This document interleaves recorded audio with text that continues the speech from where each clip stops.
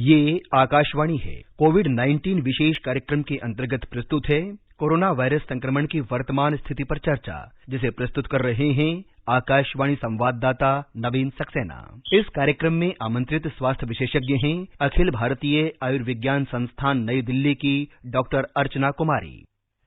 नमस्कार। देश विदेश में कोरोना संक्रमण की जो दर है, कोरोना से संक्रमित लोगों की जो संख्या है, उसमें लगातार उतार चढ़ाव जारी है। संख्या बढ़ जाती है लेकिन और कभी घट जाती है। कुल मिला के यूं कह सकते हैं कि कोरोना जो है वो अभी तक गया नहीं है। देश की स्थिति की बात करें तो देश में अब तक लगभग 40 करोड़ कोविड रोधी टीके जो है वो लगाए जा चुके हैं। कल 42,12,000 से ज्यादा लोगों का टीकाकरण हुआ। स्वस्थ होने की दर जो है वो भी बढ़ चुकी है, 97.31% हो गई है।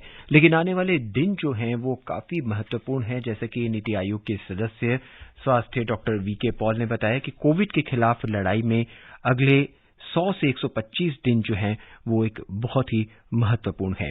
बहुत से ऐसे सवाल हैं जो अभी भी जिज्ञासा का विषय बने हुए हैं, जो कोविड से संबंधित हैं। बहरहाल आज के इस अंक में हमारे साथ जुड़ रही हैं नई दिल्ली के अखिल भारतीय आयुर्विज्ञान संस्थान एम्स की डॉक्टर अर्चना कुमारी। डॉक्टर अर्चना कुमारी एक गायनेकोलॉजिस्ट हैं।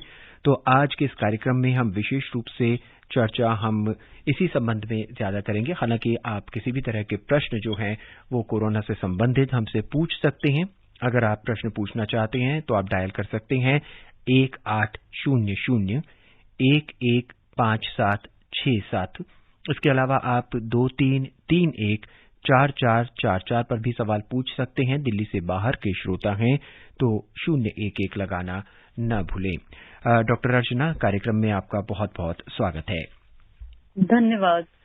डॉक्टर अर्चना, कार्यक्रम के शुरुआत आज हम गर्भवती महिलाओं से जुड़े हुए सवालों से ही करना चाहेंगे। सबसे पहले हम ये आप जानना चाहेंगे कि गर्भावस्था में महिलाओं को कोरोना से बचने में क्या क्या सावधानियां जो है बरतनी चाहिए? कोरोना वायरस इन्फेक्शन से बचने के लिए मतलब पूरी जनता को कोशिश करनी चाहिए और न कि सिर्फ प्रेग्नेंट वुमेन को। तो इसमें जो है जो कॉमन चीजें हैं, जैसे कि बार बार हाथ को साफ करना, बाहर कहीं भी निकलने पे मास्क पहनना और सोशल डिस्टेंसिंग, एक दूसरे से मिनिमम 2 मीटर की दूरी रखना। तो ये सब जो ये प्रैक्टिसेस हैं, इनको आप बिल्कुल भी ना छोड़ें। और प्रिकॉशंस जो हैं, जैसे स्नीज करना हो, कभी स्नीजिंग आ रही है तो फिर एल्बोज में कफ करना, तो ऑल कॉन्टैक्ट प्रिकॉशंस जो हैं वो हमें मेंटेन करने हैं। और इसके साथ साथ कोविड वैक्सीन जो है वो बहुत ही कारगर रहा है और हमें कोरोना से बचाने के लिए। जी डॉक्टर अर्चना, वैक्सीन की आपने बात करी है तो हम आपसे जानना चाहेंगे कि जो महिलाएं होती हैं, गर्भवती महिलाओं की अगर हम बात करें सीधे तो वैक्सीन लेने से पहले या वैक्सीन लेने के बाद उन्हें क्या सावधानियां बरतनी चाहिए? हालांकि प्रश्न पर हम बाद में, जो मूल प्रश्न है उस पर हम बाद में आएंगे। पहले हम आपसे ये जानना चाहेंगे कि क्या सावधानियां बरतनी चाहिए। जी, कोविड वैक्सीन लगाने के बाद हम सबसे पहले मैं ये बात क्लियर करना चाहूंगी कि कोविड वैक्सीन लगाने के बाद भी इन्फेक्शन होने का खतरा रहता है। तो आप वो जो नॉर्मल चीजें हैं कि मास्क पहनना, किसी से भी मिलते समय सोशल डिस्टेंसिंग को मेंटेन करना, हैंड हाइजीन को मेंटेन करना, रेस्पिरेटरी प्रिकॉशंस को अपने पास मतलब उसे बार बार प्रयोग करना, तो ये प्रैक्टिसेस जो है वो हमें बिल्कुल भी इन पे ढीला नहीं होना है। वैक्सीन तो लगेगा ही, वैक्सीन अपना काम करेगा ही, लेकिन हम इन चीजों का उपयोग करते हुए इन चीजों को भूलना नहीं है कि ये चीजें हमें हमेशा बचाएंगी और एडिशनल प्रोटेक्शन देंगी। जी अर्चना जी, महिलाओं में कोविड के वैक्सीन को लेकर आशंकाएं बनी हुई है, कुछ संशय बना हुआ है। वो समझती हैं कि अगर वो वैक्सीन लेती है तो उन्हें और उनके बच्चे को नुकसान हो सकता है। कितनी सच्चाई है इसमें? एक्चुअली कोविड वैक्सीन जब डेवलप हो रहा था ऑल ओवर द वर्ल्ड, तो फिर उस समय मतलब प्रेग्नेंट वुमेन को जो है वो ट्रायल से एक्सक्लूड किया गया था। तो अब जो है वो ये बिल्कुल सही है प्रेग्नेंट औरतों का मानना कि इस वैक्सीन का कहीं मेरी प्रेगनेंसी या फिर कहीं मेरे बच्चे जो पेट में बच्चा पल रहा है उस पर कहीं दुष्प्रभाव तो नहीं होगा। लेकिन अभी तक बहुत सारे जो ये जैसे यूएसए हो गया, अमेरिका हो गया, यूके हो गया, लंदन हो गया, ऑस्ट्रेलिया, कनाडा, मतलब बहुत सारी कंट्रीज हैं जिसमें कि बहुत सारी प्रेग्नेंट लेडीज को कोविड वैक्सीन जो है वो दिया गया है और उनको स्टडी किया गया है कि उनपे मतलब कोई दुष्प्रभाव नहीं रहा है वैक्सीन का। तो एज सच वैक्सीन जो है वो सेफ है ड्यूरिंग प्रेगनेंसी। और इनफैक्ट ये समझना बहुत ज्यादा जरूरी है कि जब प्रेगनेंसी में कोविड-19 होता है तो फर्स्ट वेव की बजाय दूसरे वेव में ये देखा गया कि जो मृत्यु दर है वो 2 से 3 गुना ज्यादा पाई गई प्रेग्नेंट लेडीज में। तो ये मतलब गवर्नमेंट ऑफ इंडिया ने भी मतलब अब बोल दिया, ministry of health and family welfare में, कि प्रेग्नेंट वुमेन को चॉइस देनी चाहिए, उनको बताना है कि आपको कोविड-19 होने के कारण क्या रिस्क हैं और आपको कोविड वैक्सीन लेने के कारण क्या बेनिफिट्स हैं। तो किसी भी प्रेग्नेंट लेडी को ये चॉइस है कि मतलब वो ले सकती है वैक्सीन और वे उन्हें बिल्कुल इस वैक्सीन से वंचित नहीं रखना चाहिए। जी डॉक्टर, गर्भवती महिलाओं को जब टीकाकरण किया जाता है, वैक्सीन किया जाता है, तो उसमें क्वांटिटी जो उसकी मात्रा है वैक्सीन की वही रहती है जो आम लोगों को दी जाती है या उसमें फर्क होता है? नहीं, वो वैक्सीन की मात्रा बिल्कुल सेम होती है और उसका इंटरवल भी बिल्कुल सेम होता है जो कि नॉर्मल आम पॉपुलेशन में होती है। तो प्रेगनेंसी में ऐसा नहीं है कि डोज कम हो जाती है या फिर इंटरवल या ड्यूरेशन ऑफ सेकेंड डोज जो है वो बढ़ जाता है, वो बिल्कुल सेम है जो कि एक आम जनता में होती है। जी, अगला प्रश्न है और ये बहुत ही माकूल प्रश्न है। ये जानना चाहती हैं महिलाएं कि गर्भावती में महिलाओं को किस स्टेज में, पहले 3 महीने में, बीच के 3 महीने में या अंतिम 3 महीनों में वैक्सीन लगवानी चाहिए? इसमें भी कुछ फर्क है डॉक्टर? एक्चुअली जो हमारे गाइडलाइंस जारी हुए हैं ministry of health and family welfare की तरफ से, तो उसमें यही बताया गया है कि मतलब आप किसी भी इस दौरान, चाहे वो पहली तिमाही हो या दूसरी तिमाही या तीसरी तिमाही हो, कोविड-19 का वैक्सीन आराम से ले सकते हैं। हाँ, बट कुछ लोगों का मानना है कि पहले 3 महीने में बच्चे के अंग बनते हैं, तो उस समय कोविड-19 वैक्सीन लेने से क्या उनके बच्चे के अंग डेवलपमेंट से असर पड़ेगा। तो मैं ये क्लियर करना चाहूंगी कि ये जो कोविड-19 वैक्सीन जो भारत में बने हैं, ये सब जो है वो लाइव वैक्सीन नहीं है। तो इससे जो है वो बच्चे के अंग बनने पे बिल्कुल कोई प्रभाव नहीं पड़ता और वो आराम से पहले, दूसरे या तीसरे माह ही कभी भी लगा सकती है इस वैक्सीन को। और हम अपने सुनने वालों को बता दें कि महिला और बाल विकास मंत्रालय की एक चाइल्ड हेल्पलाइन है जिसका नंबर है 1098, जिस पर आप फोन करके अपने सवालों का जवाब ले सकते हैं। इस समय हमारे साथ जुड़ी हुई हैं नई दिल्ली के अखिल भारतीय आयुर्विज्ञान संस्थान एम्स की डॉक्टर अर्चना कुमारी। ये एक गायनेकोलॉजिस्ट हैं। अगर आप हमारे इस कार्यक्रम का हिस्सा बनना चाहते हैं तो आप फोन कर सकते हैं 1800-115767 पर। इसके अलावा आप 23314444 पर भी फोन करके अपने सवाल पूछ सकते हैं। दिल्ली से बाहर के श्रोता हैं तो 011 जरूर लगाएं। हमारे पहले कॉलर हमसे जुड़ चुके हैं हरियाणा से संजीव कुमार। संजीव जी, स्वागत है आपका आज के इस कार्यक्रम में।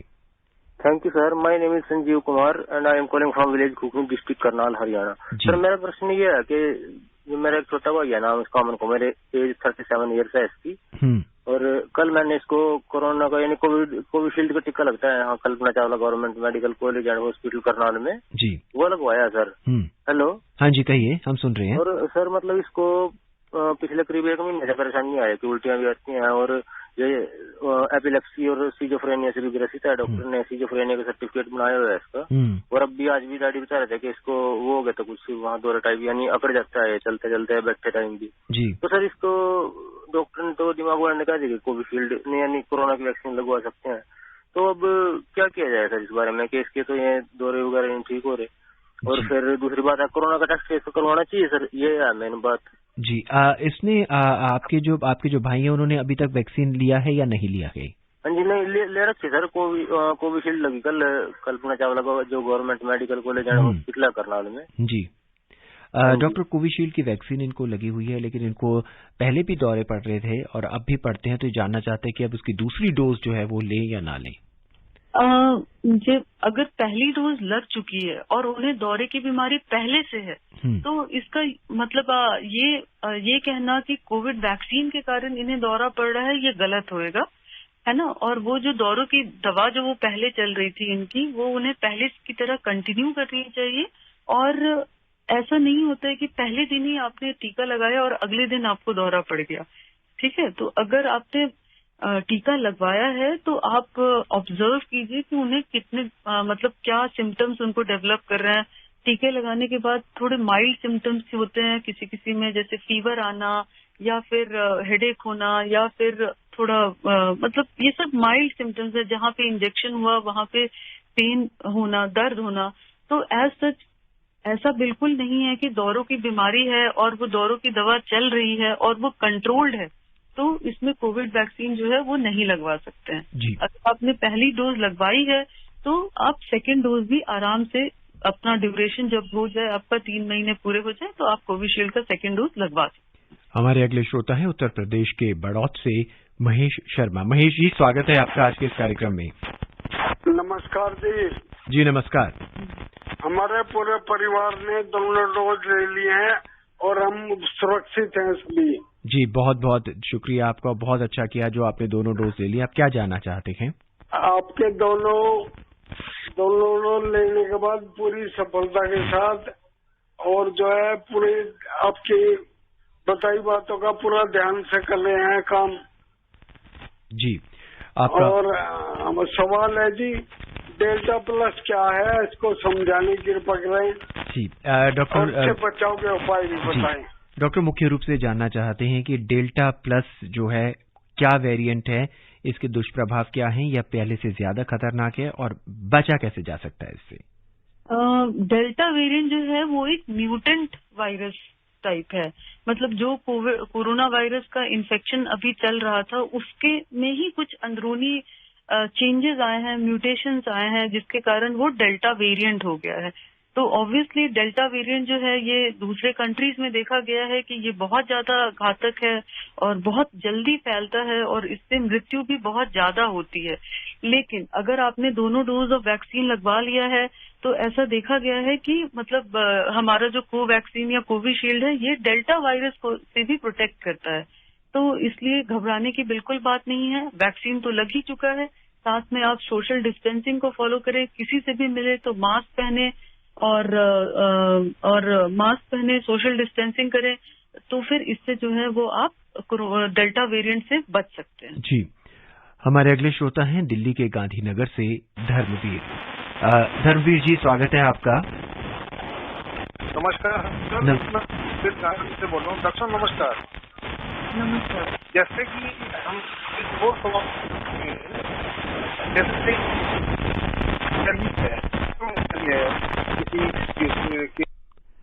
शायद लाइन में कुछ दिक्कत आ रही है डॉक्टर, हम इस पे बाद में चर्चा करेंगे। डॉक्टर साहब, हम आपसे जानना चाहते हैं कि अगर किसी महिला को कोरोना हो चुका है या कोरोना पीड़ित रही है या कोरोना हुआ और ठीक हो चुकी हैं और वैक्सीन भी उन्होंने ले लिया है और गर्भवती हैं, तो क्या शिशु को भी कोरोना का संक्रमण होने के चांसेस होते हैं क्या? अभी तक जो ये गर्भवती महिलाओं से बच्चों में ट्रांसमिशन जो है वो बहुत ही कम पाया गया है, बट रिस्क होते हैं। लेकिन अगर प्रेग्नेंट लेडी ने कोविड वैक्सीन लगवा लिया हो या फिर कोविड इन्फेक्शन उसे ऑलरेडी प्रेगनेंसी में हो गया हो, तो उससे डिलीवरी के बाद तक बच्चे में जो है वो प्रतिरोधक क्षमता जो है वो बनी रहती है। तो ये जो है वो प्रोटेक्टिव इम्यूनिटी प्रोवाइड करता है बच्चे को आफ्टर डिलीवरी। पेट में तो बच्चे को हेल्प करता ही है, लेकिन बाद में भी डिलीवरी के बाद ये बच्चे को हेल्प करता है। यानी टीकाकरण बहुत जरूरी है। बिल्कुल, टीकाकरण बहुत जरूरी है। और टीकाकरण के कारण जो है वो कोविड-19 इन्फेक्शन से बचने के कारण जो कोविड-19 का दुष्प्रभाव होता है कि प्रेगनेंसी में कोविड-19 के कारण पेशेंट जो है वो बहुत ज्यादा सिम्टोमेटिक और सिवियर इलनेस होने के चांसेस होते हैं, है ना। गहन चिकित्सा कक्ष में जाने तक की जरूरत पड़ जाती है।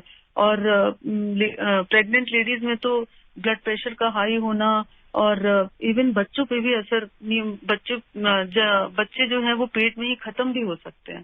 तो इसलिए जो है इन सब से बचाव अगर चाहिए तो कोविड वैक्सीन हमें जरूर प्रेगनेंसी में लगाना चाहिए। जी, अगले श्रोता हैं हमारे दिल्ली से शिवराम सिंह। शिवराम जी, स्वागत है आपका। जी नमस्कार सर। नमस्कार। और सर मैं आपको एक चीज कहना चाहता हूँ, वैसे तो मैं ब्लाइंड पर्सन हूँ जी, लेकिन मैं अपनी ओर से एक चीज कहना चाहता हूँ कि आप लोग कहते हैं कि सोशल डिस्टेंसिंग जी, ये हो गई सामाजिक माना एक तरह से कि सामाजिक दूरी, और सोशल डिस्टेंसिंग हो गई सामाजिक दूरी, और शारीरिक दूरी वो फिजिकल डिस्टेंसिंग क्यों नहीं बोलते हैं? देखिए शिवराम जी, हम आपको बताना चाहेंगे सोशल डिस्टेंसिंग का मतलब सामाजिक दूरी नहीं है।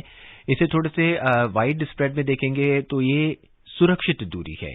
नहीं तो फिजिकल डिस्टेंसिंग यूज कीजिए आप। देखिए, सोशल डिस्टेंसिंग एक ब्रॉड टर्म है और ऑल ओवर वर्ल्ड ये यूज हो रही है। उसका अर्थ ही यही है कि आप सुरक्षित दूरी पर रहें, भले ही वो सामाजिक हो या फिर वो शारीरिक हो। नहीं तो वो सामाजिक दूरी होगी तो एक तरह से समाज की दूरी करवाएंगे आप? जी बिल्कुल नहीं, समाज से दूरी नहीं करवाएंगे, हम समाज को पास रख के सुरक्षित दूरी कराएंगे। आप क्या जानना चाहते हैं? हेलो, शायद इनका लाइन कट चुकी है। डॉक्टर साहब, अगला प्रश्न हमारा एक बार फिर महिलाओं से ही संबंधित है कि कई महिलाओं में ये भी भ्रम है कि टीका लगवाने के बाद वो नवजात शिशु को दूध नहीं पिला सकती हैं। क्या संभव है? क्या ये भी कोई भ्रम है या ये बिल्कुल ही ये एक भ्रम है। इनफैक्ट कोविड-19 वैक्सीन के बाद वो आराम से बच्चे को दूध पिला सकती हैं और बच्चे का केयर कर सकती हैं, और इससे कोई भी हानि नहीं है बच्चे को जी। इनफैक्ट ये बच्चे के लिए और भी अच्छा है क्योंकि उससे वो बच्चे को इम्यूनिटी मिलेगी फ्रॉम कोविड इन्फेक्शन। जी डॉक्टर, कुछ महिलाएं गर्भवती में जो बच्चे को जन्म दे चुकी है वो महिलाएं इसलिए भी वैक्सीन लगवाने से डर रही हैं कि भाई मैंने वैक्सीन लगवाया तो अगले 2, 3 या 4 घंटे तक मैं बच्चे को दूध नहीं पिला सकती, इसलिए मैं वैक्सीन बाद में लगवा लूंगी जब वो थोड़ा बड़ा हो जाएगा। इसमें कितनी सच्चाई है? नहीं, ऐसी बिल्कुल बात नहीं है। वो वैक्सीन लगवाने के बाद सिर्फ आधे घंटे बस बच्चे को दूध ना पिलाएं, उसके बाद वो आराम से दूध पिला सकती हैं, इसमें कोई प्रॉब्लम नहीं है। जी, तो ये एक बहुत ही इम्पोर्टेंट बात है कि वैक्सीन के आधे घंटे बाद आप बच्चों को दूध जरूर पिला सकती हैं, है ना? हमारे अगले श्रोता है मुंबई से राहुल पटेल। हेलो। हाँ जी सर। राहुल जी, स्वागत है आपका। धन्यवाद। मेरे 2 प्रश्न है। एक प्रश्न ये, अगर प्रेग्नेंट लेडी हो उसका 4था 5वां महीना चालू हो और उसने वैक्सीन ना लिया हो और उसे कोविड हो जाता है तो क्या डिलीवरी के समय बच्चे को कुछ खतरा हो सकता है? जी। और मेरा दूसरा प्रश्न ये है कि आंखों की समस्या जैसे कि रेटिना पिगमेंटोसा आरती का प्रॉब्लम हो या साथ में ग्लूकोमा यानी काला मोतिया का प्रॉब्लम हो, तो ऐसे इंसान अगर वैक्सीन ले सकते हैं उनको कुछ प्रॉब्लम हो सकती है? Thank you. ठीक है डॉक्टर, पहला प्रश्न इनका वही है कि प्रेग्नेंट विमेन है, वैक्सीन नहीं लिया है, 4थे या 5वें महीने में उनको कोरोना हो जाता है, तो बच्चे के लिए कितना खतरा है? कोविड इन्फेक्शन ऑलरेडी हो चुका है 4थे या 5वें महीने में, ये कह रहे हैं जी। हाँ, तो एक बार इन्फेक्शन होने के बाद अगर प्रेगनेंसी में ऑलरेडी इन्फेक्शन हो गया है तो फिर घबराने की बात नहीं है। फिर वो डिलीवरी के बाद कभी भी वैक्सीन लगवा लें, कोई एक्स्ट्रा रिस्क नहीं है उनको डिलीवरी के समय। जी ठीक है जी। और दूसरा इनका क्या प्रश्न? दूसरा प्रश्न था, इनको आंखों की समस्या है, काला मोतिया कह रहे हैं, ग्लूकोमा है इनको, तो क्या ये वैक्सीन लगवा सकते हैं? हाँ, ये बिल्कुल वैक्सीन लगवा सकते हैं। वैक्सीन के लिए ये कोई कॉन्ट्रा इंडिकेशन नहीं है। वैक्सीन न लगवाने के बस 4-5 ही कॉन्ट्रा इंडिकेशन है जो किसी भी वैक्सीनेशन सेंटर पे जरूर इनसे पूछा जाएगा और वो सब जब नहीं रहेंगे तभी वैक्सीन एडमिनिस्टर किया जाएगा। तो इसलिए वो वैक्सीनेशन केंद्र तक जाएं और अपनी जो भी समस्या है कि मुझे ग्लूकोमा है या कोई भी प्रॉब्लम है वो उनको बताएं और उसके बेसिस पे उनकी स्क्रीनिंग होगी और तभी वैक्सीन लगाया जाएगा। आइए अब हरियाणा के हिसार का रुख करते हैं और राजेंद्र जी से जुड़ते हैं, जानते हैं कि उनका क्या सवाल है। राजेंद्र जी, स्वागत है आपका। शुक्रिया जी, और डॉक्टर साहब को भी नमस्कार जी।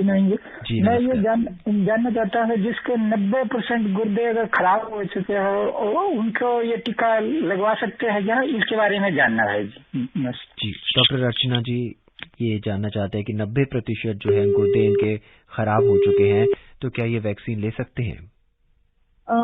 मैं फिर अभी भी यही बताना चाहूंगी कि अगर 90% गुर्दे खराब भी हो चुके हैं तो फिर भी वो वैक्सीनेशन सेंटर पे जाएं और अपनी प्रॉब्लम बताएं कि उनका किडनी जो है वो गड़बड़ हो 90% तक खराब हो चुका है और वहीं पर उनकी स्क्रीनिंग होगी। वहां पे एक्सपर्ट्स बैठे रहते हैं वैक्सीन से रिलेटेड और वो उनको क्लियर कट बता देंगे कि हाँ उनको वैक्सीन लगा सकते हैं या नहीं। जहां तक मेरी समझ है और नॉलेज है 90% भी अगर गुर्दे खराब हो चुके हैं फिर भी हम कोविड वैक्सीन लगवा सकते हैं, इसमें कोई रिस्क नहीं। जी डॉक्टर अर्चना, अगर किसी माँ में कोरोना के प्रति प्रतिरोधक क्षमता यानी इम्यूनिटी डेवलप हो चुकी है तो ऐसे में पैदा होने वाले बच्चे में भी क्या कोरोना के खिलाफ प्रतिरोधक क्षमता हो सकती है? मैंने सुना नहीं, आप प्लीज रिपीट करेंगे? डॉक्टर मैं जानना चाहता हूँ और हमारे श्रोता भी जानना चाहते हैं कि अगर किसी माँ में, किसी गर्भवती महिला में कोरोना के प्रति इम्यूनिटी डेवलप हो चुकी है या प्रतिरोधक क्षमता डेवलप हो चुकी है तो ऐसे में जो बच्चा पैदा होगा क्या उसमें भी कोरोना से लड़ने के एंटीबॉडीज डेवलप हो चुके होंगे या वो उसको कुछ और विशेष सावधानियां बरतनी होगी? वो डिलीवरी के कुछ समय तक उसे जरूर प्रोटेक्शन मिलेगा जी, और बट लेकिन वो सारे प्रिकॉशंस जो हैं वो बच्चे के लिए भी लागू रहेंगे कि बच्चे के लिए जो है वो बच्चे अगर किसी फैमिली मेंबर्स में किसी दूसरे को कोरोना हुआ है तो उससे बच्चे की दूरी को बनाए रखें, बच्चे को उसके पास नहीं दे, है ना। तो ये जो सोशल डिस्टेंसिंग वाली चीज है उसका ध्यान हमेशा रखना है। जी, हमारे अगले श्रोता हैं गाजियाबाद से यामीन। यामीन जी स्वागत है आपका। नमस्कार जी। नमस्कार, क्या जानना चाहते हैं? भाई रेडियो वाला चिरोड़ी से बोल रहा हूँ, उत्तर प्रदेश। जी कहिए, क्या जानना चाहते हैं? मैं सभी श्रोताओं को ये कहना चाहता हूँ कि सभी लोग निसंकोच इंजेक्शन लगवाएं, वैक्सीन लगवाएं। जैसे कि हमने भी लगवाया, कोई कहता बुखार होगा ये होगा, कुछ नहीं होता, सब वैसे है। तो मेरा ये कहना है जी। और एक ये पूछना मैं इनसे कि जी जैसे कि डिलीवरी के कितने दिनों के बाद वैक्सीन लग सकती है? जी इनका मेन सवाल, मुख्य सवाल यही है कि डिलीवरी के कितने दिनों बाद कोई महिला वैक्सीन लगवा सकती है? कभी भी लगवा सकते हैं, डिलीवरी के 1 घंटे बाद भी लगवा सकते हैं, 2 घंटे बाद भी लगवा सकते हैं, अगले दिन भी लगवा सकते हैं। तो ऐसा कोई रोक नहीं है कि आप डिलीवरी के कुछ घंटों तक नहीं लगवाएं या कुछ दिनों तक नहीं लगवाएं। डिलीवरी के किसी भी बाद, मतलब कितनी भी देर बाद आप लगवा सकते हैं कोविड वैक्सीन। हम अपने श्रोताओं को बता दें कि सरकार ने कोविड महामारी के दौरान लोगों की सुविधा के लिए राष्ट्रीय स्तर की कुछ हेल्पलाइंस नंबर जारी किए हैं जिन पर फोन कर आप अपने सवाल पूछ सकते हैं, जिज्ञासाएं शांत कर सकते हैं। कोविड संबंधी सवालों के जवाब देने के लिए स्वास्थ्य और परिवार कल्याण मंत्रालय की हेल्पलाइन है 1075 और महिला एवं बाल विकास मंत्रालय की चाइल्ड हेल्पलाइन है 1098। हेल्पलाइन एक बार फिर सुन लीजिए, 1075 स्वास्थ्य और परिवार कल्याण मंत्रालय की हेल्पलाइन और 1098 ये है महिला और बाल विकास मंत्रालय की चाइल्ड हेल्पलाइन।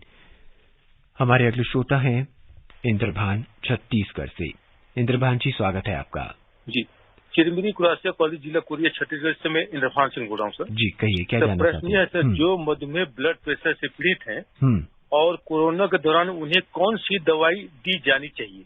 जी डॉक्टर, जो लोग शुगर से और बीपी से, ब्लड प्रेशर से पीड़ित हैं और उन्हें कोरोना हो जाता है तो उन्हें कौन सी दवाई देनी चाहिए, ये जानना चाहते हैं। कोविड इन्फेक्शन होने के बाद जो है वो मतलब मधुमेह या फिर हाई ब्लड प्रेशर की बीमारी अगर है भी तो कोई अलग इलाज नहीं होना है इसका।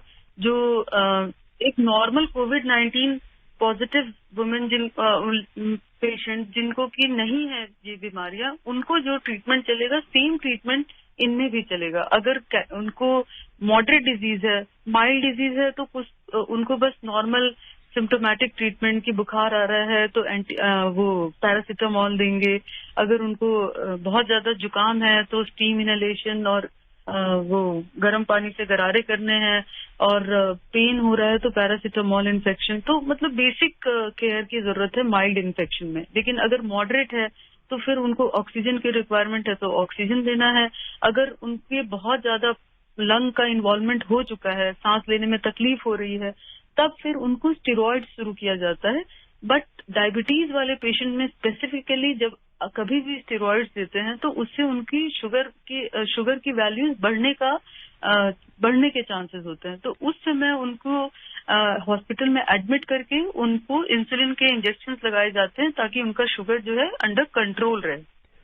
आइए मध्य प्रदेश के शिवपुरी का रुख करते हैं और यशवंत जैन जी का सवाल सुनते हैं। हेलो।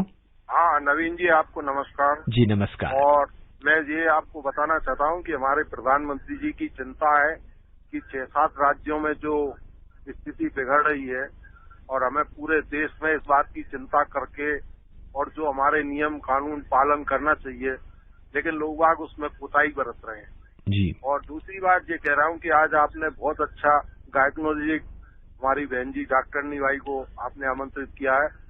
मैं उनसे यही पूछना चाहता हूँ कि जो एनीमिया रहता है, जो महिलाओं में खून की कमी रहती है जी, जिसके कारण उनको प्रेगनेंसी पीरियड में भी परेशानी होती है और डिलीवरी पीरियड में भी परेशानी होती है जी। और कोरोना का इसका कितना असर इन बातों पर पड़ता है, तो हम चाहेंगे कि उसके बारे में बताएं। और ये हम एनीमिया से किस तरह, वैसे सरकार काफी प्रयास कर रही है।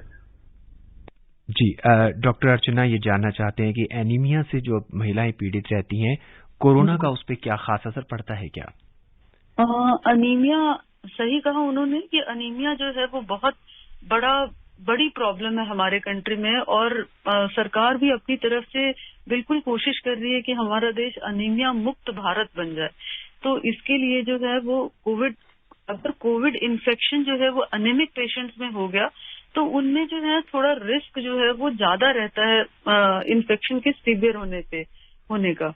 तो इससे बचने के लिए जो है वो आयरन रिच फूड जैसे कि हरी पत्तेदार सब्जियां, मीट, मछली अगर वो खाते हैं तो इन मतलब आयरन रिच फूड लेने की बहुत ज्यादा जरूरत है। और साथ में आयरन के टैबलेट्स का सेवन भी प्रेगनेंसी के दौरान करना जरूरी है, क्योंकि सिर्फ खान पान से आयरन की मात्रा जो है वो पूरी नहीं होती है प्रेगनेंसी के दौरान।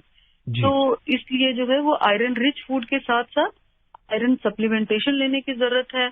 और ध्यान रखें कि आयरन और कैल्शियम के बीच में एटलीस्ट 2 घंटे का फर्क होना चाहिए ताकि आयरन का एब्जॉर्प्शन अच्छी तरह से हो सके। जी डॉक्टर, अगर किसी महिला को कोविड हुआ है और वो कोविड की दवाइयां ले रही हैं, इस बीच में क्या आयरन की दवाई ली जा सकती है क्या? बिल्कुल, आयरन की दवा कोविड ट्रीटमेंट के साथ साथ ली जा सकती है और इससे कोई प्रॉब्लम नहीं है। जी, कार्यक्रम में हमारे अगले श्रोता हैं पश्चिम बंगाल के दुर्गापुर से, जो जानना चाहते हैं। आइए उनका प्रश्न सुनते हैं। Hello Chandangiri, hello. हाँ हेलो जी, क्या जानना चाहते हैं आप? सब जानना चाहते हैं कि सर हमारा हिप जो है कोरोना का टीका लग सकता है? जी, एक बार प्रश्न दोहराएंगे आप अपना? हाँ सर, हमारा पैर टूट गया है, 1 साल हो गया, उसके बाद पहले हिप जॉइंट खराब था। जी, डॉक्टर ये जानना चाहते हैं कि इनका हिप जॉइंट खराब था और पैरों में भी दिक्कत है, क्या ये कोरोना का टीका लगा सकते हैं? बिल्कुल लगवा सकते हैं। जी डॉक्टर, कार्यक्रम के अंत में हम आपसे यही जानना चाहेंगे कि आप हमारे श्रोताओं को, खासकर महिला जो श्रोताएं हमारी, आप उन्हें क्या संदेश देना चाहेंगी? महिलाओं को मैं यह संदेश देना चाहूंगी कि वो अपना ध्यान रखें। वो घर की धरोहर हैं। अगर वे स्वयं स्वस्थ रहेंगी और स्वयं सारे नियमों का पालन करेंगी कोरोना से बचने के लिए, तो सारे घर के मेंबर्स जो हैं वो स्वस्थ और सुरक्षित रहेंगे। जी, तो इसलिए अपना ध्यान रखें, तभी वो परिवार का ध्यान रख पाएंगी और समाज के लिए कंट्रीब्यूट कर पाएंगी। जी, डॉक्टर अर्चना, हमसे जुड़ने के लिए, सभी सवालों का जवाब देने के लिए आपका बहुत बहुत धन्यवाद। धन्यवाद, थैंक यू। केंद्र कोविड महामारी के दौरान लोगों की सुविधा के लिए राष्ट्रीय स्तर पर हेल्पलाइन चला रहा है और उन हेल्पलाइन के जो नंबर्स हैं वो एक बार फिर आप नोट कर सकते हैं। कोविड संबंधी सवालों का जवाब देने के लिए स्वास्थ्य और परिवार कल्याण मंत्रालय की हेल्पलाइन है 1075, महिला और बाल विकास मंत्रालय की चाइल्ड हेल्पलाइन है 1098, वरिष्ठ नागरिकों के लिए सामाजिक न्याय और अधिकारिता मंत्रालय का हेल्पलाइन नंबर है 145 से 67, और अगर आप मनोवैज्ञानिक सहायता चाहते हैं तो आप डायल कर सकते हैं 0804611007। बहरहाल आज के इस कार्यक्रम में बस इतना ही। मुझे यानी नवीन को दें इजाजत। नमस्कार। कोविड-19 विशेष कार्यक्रम के अंतर्गत अभी आप सुन रहे थे कोरोना वायरस संक्रमण की वर्तमान स्थिति पर चर्चा, जिसे प्रस्तुत कर रहे थे आकाशवाणी संवाददाता नवीन सक्सेना।